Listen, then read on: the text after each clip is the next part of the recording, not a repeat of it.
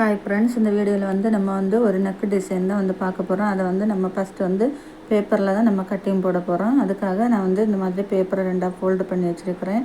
ஒரு சார்ட்டு, இந்த சார்ட்டை ரெண்டாக ஃபோல்டு பண்ணி வச்சுட்டு 15 இன்ச்சு நான் நீளம் எடுத்துருக்கிறேன்.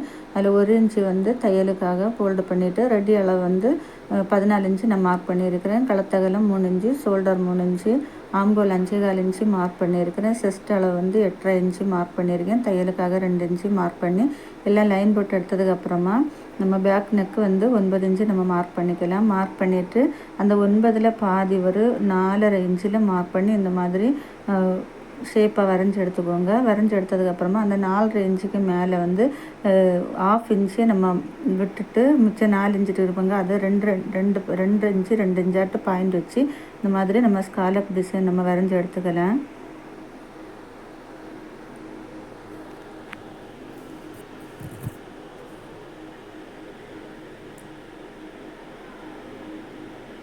வரைஞ்சி எடுத்ததுக்கப்புறமா நம்ம இப்போ வரைஞ்சி எடுத்துருக்கோம் பாருங்கள், அதை நம்ம கட் பண்ணி எடுக்கலாம்.